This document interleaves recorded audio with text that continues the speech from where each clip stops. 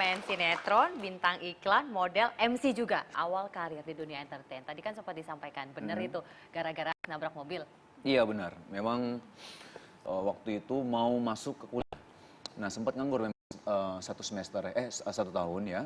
Untuk ada beberapa urusan lah ya. Oke. Nah, selama perjalanan itu memang ada satu kejadian. Salah satunya adalah musibah kecelakaan mobil tersebut gitu. Mobil itu kan mobil tante saya. Tante saya tuh tinggalnya jadi bolak-balik Jakarta Aceh. Iya. Saya mikir ini mobil harus selesai secepatnya karena tante saya itu bisa balik ke Jakarta lagi gitu. Dan akhirnya terpaksa meminjam atau berhutang lah kepada salah satu saudara sepupu saya. Akhirnya saya pinjam gitu.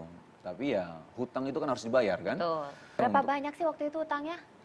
Waktu itu waktu nabrak ya, pertama kali kejadian saya bareng saudara saya kan, sepupu saya bilang, "Bang, ini gimana nih Bang? Gantinya berapa nih kira-kira?" Ya paling sekitar 10 juta lah. Ya Waktu Allah. itu? Waktu itu Di 10 tahun? juta tahun 2005 kalau nggak salah. Banyak ya. Nah, waktu lihat 10 juta itu Masya Allah ini gimana gantinya gitu Oke. kan. Akhirnya ke bengkel, setelah ke bengkel dibilang cuma 2 jutaan gitu. Tapi tetap uang gitu kan. Betul. Dan saya nggak punya penghasilan sama sekali. Dan akhirnya ya berhutang dulu sama sepupu saya. Dan akhirnya saya cari kerja. Nah pekerjaan apa yang cepat untuk dapetin duit gitu kan. Akhirnya saya melihat saudara saya juga ya, teman dan saudara saya yaitu Tuku Gofal ya, orang Aceh juga. Yang main sinetron di Jakarta gitu. Oke. Saya langsung lihat, waduh ini kayaknya boleh nih ya untuk main Lumayan sinetron juga ya. gitu ya. Karena saya waktu itu berpikir pemain sinetron itu ketika dia bekerja dia langsung dapat duit gitu. Pertama kali main sinetron, dapat peran apa? Figuran Mbak. Oke, sebagai? Apa cuma lewat doang? Alhamdulillah nggak lewat doang, ada sedikit dialognya. Oke. Ketawa doang. Itu bukan dialog berarti ya. Itu waktu pertama kali berakting tertawa. Tertawa doang. Berapa gajinya? Waktu itu honornya itu cuman 150.000. 150.000. Iya, dikasih 100.000. Untuk scene yang cuma beberapa detik. Ya cuman ketawa 110.000, suruh ambil ke PH-nya, tapi nggak tahu kenapa lama sekali itu pembayaran. Akhirnya nggak tahu ini udah diambil nggak waktu itu. Kalau saya tidak salah, ada kan ya yang juga seorang aktor Indonesia yang tentunya juga menjadi idola Teuku Wisnu dan keluarga. Benar Mas Primus ya? Jadi ibu saya sama saya dulu waktu di Aceh kan nontonnya kan ya kebetulan Mas Primus yang main. Jadi Masya Allah waktu Jakarta malah jadi teman sekarang ya. Jadi senior saya juga di Sempat dunia main entertainment. satu scene sama-sama dengan seorang Nah itu Primus? waktu saya adegan ketawa itu saya ketemu sama Primus. Habis dapat Iya. scene ketawa. Iya. Berikutnya, Mulai sedikit kelihatan lonjakan karir ketika main film pertama kali mungkin. Judul filmnya Gue Kapok Jatuh Cinta. oke, gue kapok jatuh cinta. Tapi nggak kapok kan jatuh cinta sama yang di depan Masya ini? Allah. Tiap hari jatuh cinta ya?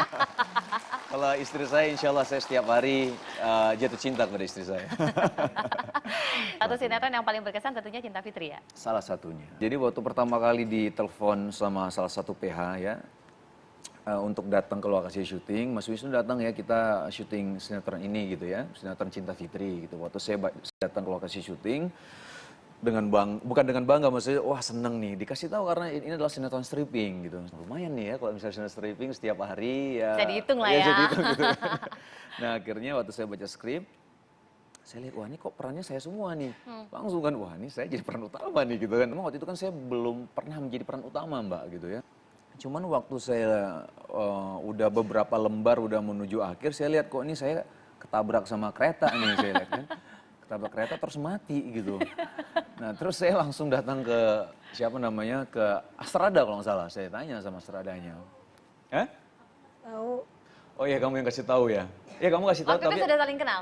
Dengan... Udah, kita sempat ketemu dulu ada program reality show, saya jadi hostnya, dia jadi bintang tamunya. Tapi waktu itu sudah pacaran belum? Belum. Belum, masih teman. Mungkin dia kagum sama saya, teman. Oh enggak ya, bercanda. Ya jadi mati saya ini nggak salah nih, saya peran utama kok mati duluan nih gitu kan. Terus saya bilang ini nggak ada ini kan nanti mati nanti dibangkitkan kembali saya jadi Bangkit dari kubur iya, gitu dia bangkit kira-kira dari jadi kubur, misteri. saya jadi hantu gentayangan gitu kan. Jangan sampai kayak gitu sih ceritanya. Terus dibilang ya diyakinkan bahwa memang ini tidak ada, ya nggak ada gentayangan, hantu segala macam, ya mati gitu. Oke, Ya, selesai di situ? Selesai di situ, alhasil ya syuting promo kita pertama kali saya jadi mayat Mbak. Saya jadi mayat, saya dikafanin, adegannya ya Shiren datang kepada saya dalam keadaan dikafanin ya, nangis-nangis di dada saya gitu. Terus saya main nggak bisa nangis ya Mbak ya? Main nggak bisa nangis, tapi saya menangis dalam hati Mbak. Ya nangis ya, cuma segini doang gitu ya? Cuma satu episode doang gitu. Masya Allah, tapi ya Alhamdulillah ya Allah memberikan jalan dan ya Allah tahu yang terbaik untuk kita semua. Setelah saya pulang, saya mencoba untuk mengikhlaskan lah. Mengikhlaskan apa cukuplah satu episode kali ini gitu ya? Mengikhlaskan ya walaupun Alhamdulillah dapat peran utama walaupun satu episode waktu itu berpikir. Tapi Masya Allah beberapa hari kemudian ditelepon lagi sama PH-nya, dibilang Mas Wisnu datang ya kita syuting lagi. Maksudnya saya mikir, aduh Mas sudah deh nggak usah bercanda deh, saya nggak mau jadi pocong Mas, saya bilang gitu kan. Saya nggak mau jadi hantu gentayangan deh, mendingan udah nggak usah, mati-mati aja gitu. Nggak serius beneran datang Mas jadi peran utamanya. Iya saya tahu peran utama tapi saya nggak mau jadi hantu gitu. Tapi nggak juga jadi disuruh datang, ternyata saya menggantikan peran utama yang lain gitu. Iya. Tapi di situ ketika itu Mbak Shiren juga sudah jadi pemeran utama. Shiren udah jadi Fitri.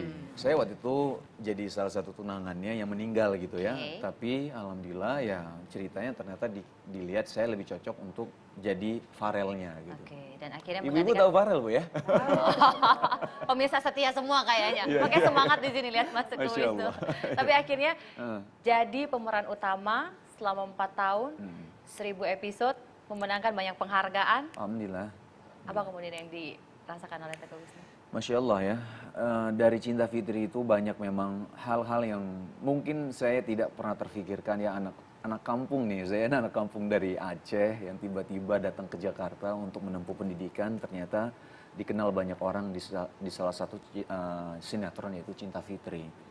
Banyak hal yang saya dapatkan di situ ya. Alhamdulillah Allah mempertemukan dengan istri saya sekarang ini. Sekarang kita punya anak namanya Teguh Adam Al-Fatih. Alhamdulillah. Wisnu kamu boleh nih berubah, tapi jangan terlalu drastis lah. Nanti orang juga banyak ya. Coba sempat bilang. Jadi pemeran utama bukan hanya materi yang didapat, tapi glamornya dunia artis. Benar begitu? Ya bisa dikatakan seperti itu mungkin. Yang akhirnya membuat Mas Wisnu mengikuti kata hati untuk berhijrah. Boleh cerita? Itu awalnya memang ketika saya, nggak tahu ya pemikiran saya dulu tuh ya cari uang sebanyak-banyaknya ya. Ketika uang kita banyak kita bisa ngebahagiain orang tua, kita bisa ngebahagiain diri kita sendiri dan nanti keluarga kita nanti gitu kan. Cuman ya orientasinya hanyalah dunia Mbak ya. Tapi setelah saya jalani ternyata kok ada rasa-rasanya sesuatu yang salah gitu, yang menurut saya gitu ya. Kok setiap saya pulang ke rumah, saya ngerasa tuh hampa, ngerasa kosong, kok kayak gini gitu. Sampai di satu titik saya ngerasain ini kayaknya ada sesuatu yang salah deh. Setelah saya introspeksi diri, saya coba renungkan, ternyata ada memang yang hilang, yaitu yang saya cari waktu itu adalah hanyalah masalah dunia Mbak. Tapi tidak pernah terfikir untuk masalah akhirat gitu ya. Nah disitulah akhirnya saya berpikir mungkin inilah yang salah. Terlalu mengejar dunia akhirnya meninggalkan untuk akhirat gitu. Padahal kita tahu semua ini hanya sementara, dunia ini hanya sementara. Kehidupan yang abadi adalah nanti kita waktu kita meninggal, waktu kita di akhirat nanti gitu kan. Nah disitulah saya berpikir ini udah nggak benar nih. Tapi kalau kita bicara mengenai dunia, ini pernah nggak ya Mas Wisnu merasakan katakanlah seperti miras dan lain-lain ketika artis kan identiknya dengan hal-hal yang gemerlap, yang glamor. Pernah tidak gitu? Pertama mungkin salah satu hal yang harus diperhatikan adalah di dalam Islam Mbak, kita tidak boleh membuka aib kita sendiri ya. Itu yang pertama yang harus diperhatikan. Tapi saya tidak mau menceritakan aib saya dulu. Cuman saya lebih bilang saya memang pernah terjebak dalam hal yang tidak baik dulu ya. Itu saya jujur-jujur saja. Dan alhamdulillah gitu. Sekarang sudah. Alhamdulillah Allah masih memberikan umur untuk saya untuk mendapatkan hidayah dari Allah Ta'ala ya. Itu suatu hal yang sangat mahal sekali Mbak ya. Satu hal yang sangat mahal sekali ketika Allah memberikan hidayah kepada seseorang. Karena ketika Allah memberikan hidayah maka tidak akan ada siapapun yang dapat menyesatkan orang tersebut. Tapi ketika Allah menyesatkan seseorang maka tidak akan ada siapapun yang dapat memberikan petunjuk untuk orang tersebut. Jadi itu adalah hal yang sangat mahal yang Allah berikan kepada saya. Salah satu hal yang sangat mahal. Tapi benarkah gitu kan ya, perubahan itu terjadi sejak sebelum pacaran sampai akhirnya menikahi? Kita tanya sama istrinya. Kita undang Shiren Sungkar untuk naik ke atas. Silahkan Mbak Shiren. Shiren Sungkar yang akhirnya menjadi seorang istri Teguh Wisnu. Bener nggak sih kemudian perubahan seorang Teguh Wisnu ini terjadi sejak masih pacaran? Sebenarnya Wisnu ngomong mau mendekati agama sih sebenarnya memang sebelum nikah. Dan aku ngerasa banget perubahannya dia itu beberapa bulan sebelum menikah. Tapi waktu itu kita udah memutuskan untuk menikah ya. Jadi tinggal hitungan bulan aja. Terus dia makin lama tuh makin rajin datang pengajian, makin belajar terus sampai saya kadang-kadang bingung sama perubahannya dia gitu. Yang bagi saya drastis banget gitu kan. Satu sisi seneng, satu sisi waktu di situ saya belum ikutan hijrah jadi nggak ngerti gitu. Maksudnya Wisnu kok berubah banget. Dan satu hal yang waktu itu saya bikin kaget, tiba-tiba saya waktu itu memang pergi ke London sama saudara-saudara saya. Maksudnya kayak ya udahlah anak-anak muda yang mau bachelor lah ya udah nggak ketemu dulu sebulan. Terus pas pulang dari sana tiba-tiba Wisnu nelpon yang aku udah di Jakarta nih gitu. Itu 3 bulan atau 4 bulan sebelum nikah. Oh ya udah, tapi aku nggak bisa ketemu. Hah, nggak bisa ketemu kenapa? Iya, nanti aja ketemunya pas nikah. Terus ya Allah Wisnu kenapa ini? Gitu kan saya bingung ya. Iya nanti aja deh pas nikah. Soalnya di Islam pacaran nggak boleh. Iya tahu gitu kan. Terus kok kenapa kamu tiba-tiba mau ketemu? Ya udah kita taaruf aja. Bukannya udah telat ya. Udah pacaran 3 tahun. Jadi waktu itu sempat kaget sih. Sempat waktu itu mikir, aduh Wisnu aliran apa nih? Wisnu ketemu ustadznya siapa nih? Karena waktu itu kayak kaget aja gitu kan. Akhirnya Wisnu pelan-pelan ngasih tahu. Akhirnya waktu itu emang jarang banget jadi ketemunya. Atau sempat nggak ketemu ketika akhirnya mau? Waktu sebelum nikah tetap ketemu. Waktu itu bisa dibilang Wisnu juga masih belajar kan ya. Jadi egonya aku lebih besar untuk ngajak ketemu. Kalau nggak mau ketemu gue marahin nih gitu. Ada nggak perubahan-perubahan fisik gitu? Misalnya tampilannya yang kayak gini belum. Oh belum. Tapi udah ada tampilan katakanlah seperti misalnya perubahan baju atau apa gitu. Oh belum sih, itu belum. Cuman sifatnya berubah banget sih. Dan memang kalau dalam satu sisi dia mengerjakan kewajiban dia seperti yang sholat segala macam yang wajib, jadi rajin banget, malah ditambahin yang sunnah. Jadi kayak aku seneng gitu ngeliatnya, cuman nggak mau ketemu, terus gak mau salaman tangan, jadi kayak... Ketika itu sudah tidak mau salaman tangan sekalipun sama pacar? Waktu itu masih salaman sih, cuman gandengan tangan nggak? Kayak masih udah mulai takut gitu, jadi kayak aku tuh kayak bingung gitu, Wisnu itu kenapa gitu kan. Akhirnya aku ngobrol sama papa, ya papa seneng banget lah, ya emang harusnya begitu, jadi kayak... Oke. Nih ada nggak sih kemudian yang menyampaikan, Wisnu kamu boleh nih berubah, tapi jangan terlalu drastis lah, nanti orang juga... Banyak ya? Coba, ini Siren harus jelaskan nih sebagai istri. Mungkin gini, kalau misalnya dia berubah, semua orang senang.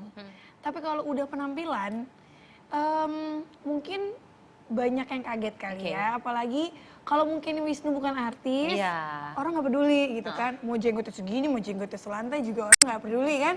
Kalau misalnya karena dia artis, masuk TV, fansnya pada... Kok Wisnu jadi kayak gini? Aduh ngaji di mana? Kayak itu udah wajar lah. Tapi kalau orang yang nanya aku, banyak banget orang yang nanya aku kayak teman-teman lama yang udah gak ketemu kayak nanya ke aku gitu. Wisnu ekstrim banget sih. Aku nanya ekstrimnya di mana ya? Iya jenggotan kayak gitu. Kalau bagi gue sih nggak ekstrim ya. Keluarga gue juga banyak banget kayak gini. Apalagi yang dari Saudi segala macam. Jadi kayak aku sama papa aku, keluarga aku nggak kaget ngeliat kayak gini karena om aku juga banyak yang lebih panjang jenggotnya. Jadi kalau Siren sendiri juga ya udah terbiasa gitu ya. Gitu. Jadi kayak menurut aku kayak gini ya wajar kalau menurut aku ya. Cuman mungkin untuk di sini kayak gitu banyak yang belum mengerti. Banyak yang bilang yang jenggotan itu ekstrim kayak gitu. Tapi giliran bule yang jenggotan dibilang ganteng. Jadi itu udah wajar sih ya. Cuman ya gimana caranya aku senang Wisnu itu menyampaikan pandangannya dengan cara baik-baik gitu. Dan kita sangat menghindari konflik, menghindari debat. Kalau sekarang maksudnya kayak prinsip aku, pandangan aja banyak banget yang beda antara aku sama Wisnu. Cuman kita menghargai satu sama lain dan Wisnu memang tugasnya adalah mengajarkan aku di jalan yang benar karena kan menjadi imam aku ya. Cuman kalau misalnya kita berbeda pendapat sama orang lain, banyak banget aku belajar dari Wisnu. Biasanya kan aku beda pendapat tuh kesel gitu kan. Apalagi orang ngotot, enggak, jenggot itu kayak gini. Enggak, Wisnu tuh kayak ISIS, Wisnu tuh kayak ini. Kalau saya kayak gini, ya ampun, lu tuh Islam tapi ngatain Wisnu tuh kayak ISIS gimana sih? Jadi kayak kesel gitu kan, cuman Wisnu yang bilang ke aku kayak gitu, mereka itu menghina aku seperti itu, mungkin mereka nggak tahu kayak gitu. Sama halnya pertama kali aku nanya sama Wisnu, yang ngapain sih jenggotan, kenapa sih nggak di shaving, kan lebih ganteng, kenapa sih nggak ini gitu. Cuma Wisnu bilang kayak gitu, balik lagi aku yang lahir sebagai orang Islam aja aku nggak ngerti masalah jenggot. Berarti mungkin orang yang ngatain Wisnu jenggotan belum tentu mereka ngerti, jadi nggak ada waktunya kita harus berdebat. Tapi dari tadi aja bilang mengenai jenggot, Shiren bermasalahkah dengan jenggot? Oh enggak, sekarang udah enggak. Tapi tadi sempat disampaikan omnya ada yang panjang. Kenapa dia tidak panjang jenggotnya? Segini cukup, Mbak. Oh segini cukup, oke. Jangan panjang-panjang. Itu pandangan lah, itu pandangan masing-masing dan itu prinsip orang masing-masing. Kita nggak bisa, aku nggak bisa. Waktu awal sih mungkin aku Shock agak lah ya. lebih kayak yang cukur deh. Besoknya lagi ya cukur deh ya, udah mulai panjang. Bi, ini udah kepanjangan loh cukur. Akhirnya dia ngasih tahu kayak gitu. Hadisnya seperti apa, anjurannya untuk memanjangkan jenggot dan menipiskan kumis itu seperti apa. Terus juga aku sih waktu itu masih debat lah ya sama Wisnu. Tapi aku agak kena pas tahu kalau misalnya kita sebagai orang Islam, kita mengelak sunah-sunahnya Rasul, jangan sampai kita bukan dari golongan Rasul. Jadi kayak, oh ya udah deh, daripada aku dosa ya, Iya. terserah Wisnu aja. Tapi kalau melihat seorang Shiren yang kemudian meyakinkan teman-temannya, lu Islam lu masa nggak ngerti gitu kan? Dan kalau saya tidak salah, Shiren pun juga membantu membela ya di sosmed ketika seorang Teguh Wisnu kemudian dihajar oleh netizen. Bagaimana kemudian komentar dari Teguh Wisnu? Ini Masya Allah nih, istri saya sekaligus bodyguard saya nih. Kesel. Jadi ya masalah ya, jadi ya saya sangat bersyukur ya diberikan istri yang cantik dan soleha. Dan malah saya sering dilindungi sama istri saya.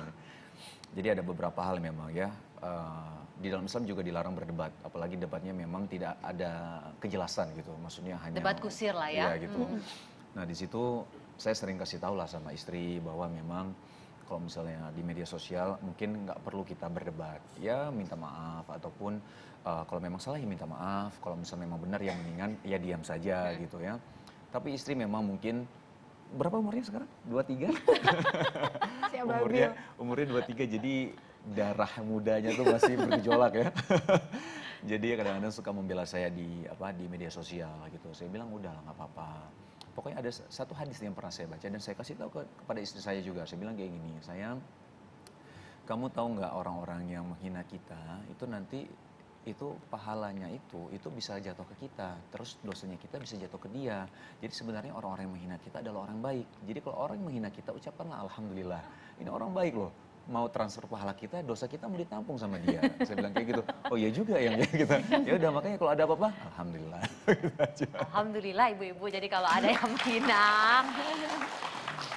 Di situ Wisnu nangis, yang Wisnu bilang kayak, sayang, aku pengen sedih kan. akhirnya berhijab atas permintaan suami kah? Kalau permintaan suami ya pasti, karena Wisnu imam dan Wisnu akan bertanggung jawab atas istri dan anak-anaknya nanti kan. Jadi memang masalah hijab, aku nggak pernah waktu dulu, aku sih dari kecil memang ditanamkan harus pakai hijab ya. Mungkin kasihan si papa aku sampai udah capek ya. Copot lepas waktu kecil kan. Jadi pas setelah menikah, memang tanggung jawabnya berpindah kan dari bapak ke suami gitu ya. Aku nggak pernah kepikiran akan secepat ini memutuskan untuk pakai jilbab dulu. Dulu setiap ditanya Wisnu yang kapan pakai kerudung, kapan pakai hijab, nanti ya punya anak 3, punya anak sekian, belum tentu anaknya 3 kan. Jadi nantilah kayak gitu, jadi belum kepikiran. Tapi setelah Wisnu, maksudnya aku bersyukur mendapatkan imam yang sangat tahu cara ngasih taunya sama perempuan kayak gitu kan. Perempuan itu nggak seneng dikerasin, nggak seneng dipaksa kayak gitu. Apalagi untuk di dunia entertain kayak aku pakai hijab itu nggak gampang kayak gitu. Harus melupakan banyak job, harus melupakan banyak karir yang menuntut tidak boleh pakai hijab kayak gitu kan. Jadi waktu itu kayaknya nggak mungkin dipakai hijab sekarang di karir yang lagi di atas. Waktu itu nggak mikirin, waktu itu pikirannya masih dunia banget lah. Dan aku senang banget Wisnu itu ngasih taunya pelan-pelan. Dari mulai ngajak aku ke pengajian, nanti ustadznya nyindir-nyindir masalah kerudung. Terus ngobrol lah setelah udah pada pulang, Ustadznya ngobrol lagi masalah kerudung lagi. Jadi Nyoleknya pelan-pelan ya. Pelan-pelan. Akhirnya aku kepikiran sendiri gitu. Dan Wisnu itu apa ya? Jujur Wisnu itu nggak romantis, Mbak.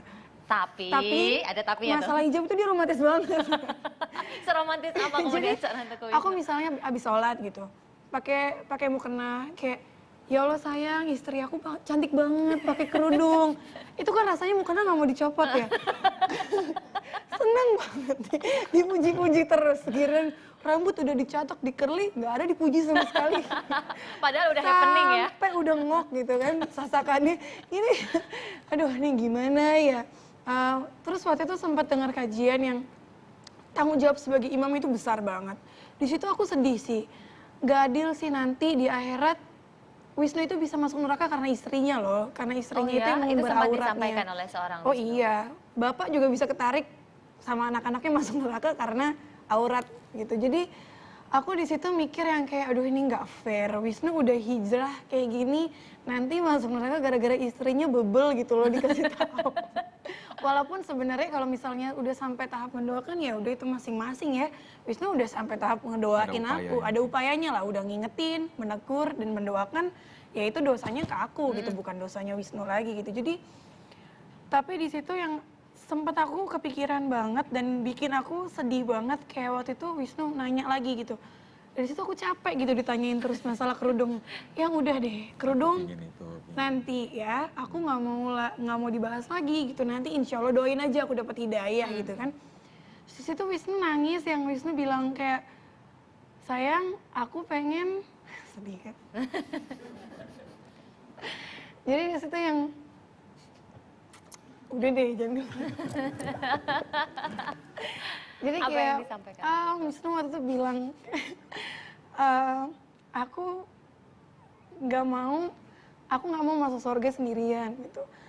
Aku nggak mau ngeliat istri yang aku cintain masuk neraka gara-gara aurat. Jadi kayak aku pengen masuk surga bareng-bareng sama istri aku. Jadi kayak aku mikir waktu itu kok sekeras ini gitu. Aku nggak mau pakai kerudung cuman gara-gara uang kayak gitu. Uang bisa dicari tapi kan umur nggak ada yang tahu gitu kan.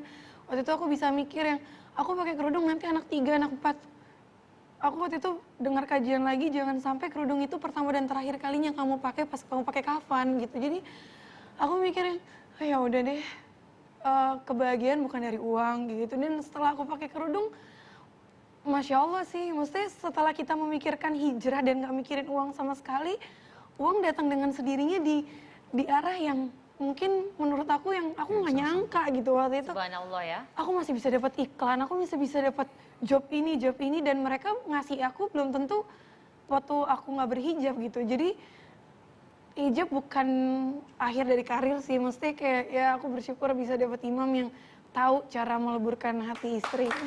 Luar biasa sekali ternyata seorang Teguh Wisnu ya. Kalau kita bicara tentang Islam, kebanyakan perempuan yang paling nyinyir dan paling agak nggak terima gitu ya. Kalau ketika lakinya sudah mulai mendalami agama, akhirnya ia mengatakan pada istrinya, sayang, poligami itu boleh loh di Islam. Sensitif. Siren udah gini-gini, kenapa Siren? Kayaknya kita bicarakan di forum yang berbeda. Kalau masalah poligami itu sensitif ya. Oke. Maksudnya saya banyak banget yang nanyain saya, Wisnu ini udah hijrah loh, terus poligami, aku cuman gini, kenapa sih orang yang hijrah diidentikin ditanyain soal poligami kayak gitu, kok sebegitunya mikirin soal Islam kayak gitu, kenapa yang diinget itu hal itu aja yang pasti akan orang bisa berdebat masalah itu, berdebat sampai dan sangat emosional, terutama iya, ibu-ibu. Bener ibu-ibu? Oh, iya. Bener. Itu luar biasa pasti Bapak-bapak berdebat. nggak ada. Cuman gini Dia prinsipnya. terpojok, merasa terpojok. Nah, cuman prinsipnya begini, saya sebagai seorang muslimah, saya nggak akan pernah mau menentang masalah poligami. Karena kalau misalnya saya menentang poligami, berarti saya menentang Al-Quran. Tetapi kalau saya ditanya sebagai seorang wanita mana sih yang mau poligami? Itu manusiawi lah. Cuman kalau orang nanya, Shirin setuju nggak sama poligami? Saya nggak bisa ngomong enggak. Saya nggak mau menentang agama Itu saya. sudah tertulis kayak dan gitu. itu sudah ada di memang. Al-Quran kok. Di Al-Quran istri-istrimu nggak ada yang istrimu aja. Tapi itu balik ke personal masing-masing kayak gitu. Cuman kalau ditanyain, Shirin mau nggak dipoligami? Ya nggak mau lah, kayak gitu itu manusiawi gitu kan. Istri mana yang mau gitu kan? Itu luar biasa, makanya jaminannya surga kalau kita mau.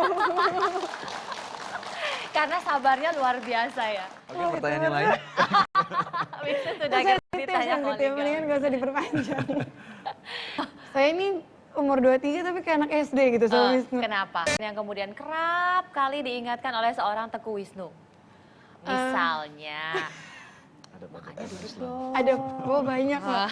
Saya ini umur 23 tapi kayak anak SD gitu sama Wisnu. kenapa? Makan masih pakai tangan kiri. Oke. Yang Bukan, maksudnya kayak masih lupa.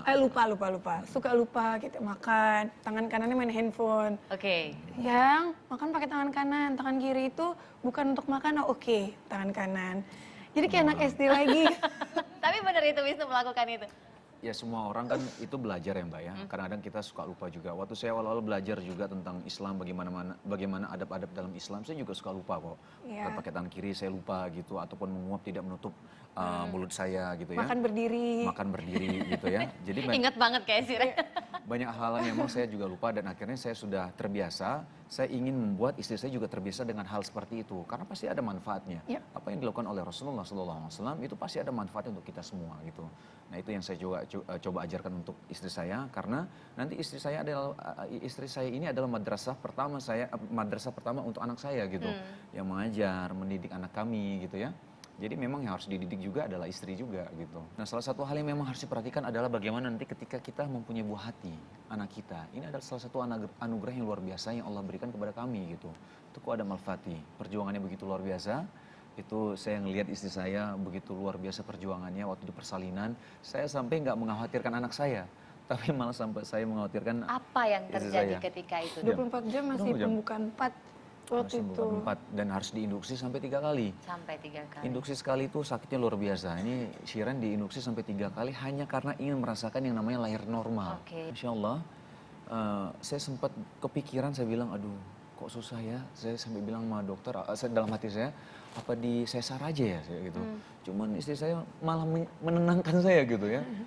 Masih kuat, masih kuat. Ya. Jadi ya cuman hanya beberapa hembusan itu ya, tarik nafas gitu yang disuruh bidannya. Apa bu istilahnya bu? Apa namanya? Ngeden. Ngeden ya. Jadi memang prosesnya yang lama sih. Kalau misalnya pas melahirkannya sih Sebentar.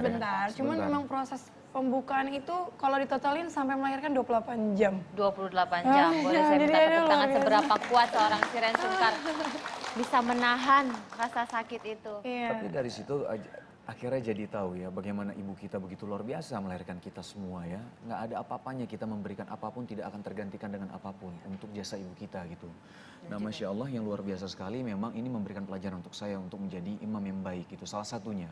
Karena ketika anak saya lahir saya sangat menginginkan salah satunya adalah anak saya ini bukan hanya seorang anak. Tapi akan menjadi investasi bagi kami berdua nanti di akhirat. Yaitu ada satu hadis yang pernah saya baca ya di mana Rasulullah SAW bersabda yang maknanya jika manusia meninggal terputus semua amalannya kecuali 3 hal. Yang pertama sedekah jariyah, yang kedua ilmu yang bermanfaat, yang ketiga adalah doa anak yang soleh gitu. Masya Allah. Jadi Tepuk ini tangan boleh ibu-ibu. Ibu-ibunya apa semua Mas Wisnu? Jadi memang satu hal yang begitu luar biasa saya ceritakan sering sekali kepada istri saya. Sayang, ingat anak kita ini adalah investasi akhirat kita. Jadikan dia seorang yang alim, seorang yang soleh gitu. Saya bilang, karena apa?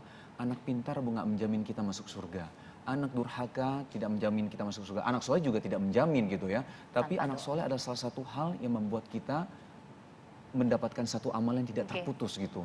Nah dari situ akhirnya kami memutuskan untuk berusaha sekuat mungkin lah ya. Bersekuat mungkin untuk mendidik anak kita dalam agama Islam yang yang dalam dan kuat insya Allah. Shiren, sekarang sudah ada buah hati kembali ke hijrah. Bagaimana seorang Shiren sebagai madrasahnya Teguh Wisnu mengajarkan kepada buah hati tercinta? Dari sebelum hamil aku udah memutusin, maksudnya banyak sekali perbedaan pendapat soal mendidik anak. Dan itu banyak banget yang ujung-ujungnya adalah perceraian gitu kan. Aku udah ngalamin orang tua aku divorce, salah satunya karena bentrok dalam mendidik anak gitu. Jadi aku udah komitmen gitu sama Wisnu yang ya udah masalah pendidikan agama aku serahin sama Wisnu. Jadi nanti kalau Wisnu ngomong apa aku nggak bisa ngelak kayak gitu karena aku yakin Wisnu akan berusaha ngasih yang terbaik. Mau dari menentukan sekolah aku serahin sama Wisnu kayak gitu. Jadi cuman ya Wisnu minta sama aku juga harus belajar terus karena kan yang tiap hari ketemu kan aku gitu. Jadi pasti ibu tuh adalah guru pertama bagi anak kan. Jadi memang aku belajar terus. Hatta itu ngaji, kajian atau brosur atau baca buku yang Wisnu kasih. Aku pengen apapun yang anak aku tanya soal agama aku bisa jawab kayak gitu. Jadi ya memang komitmen gitu.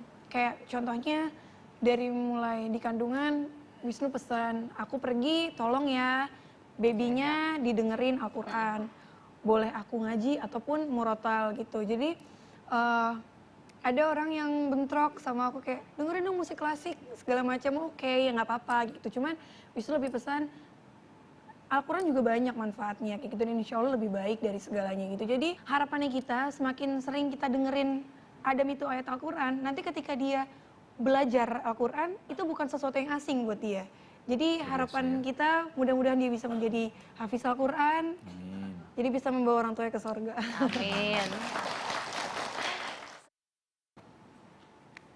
Beliau juga. Siap.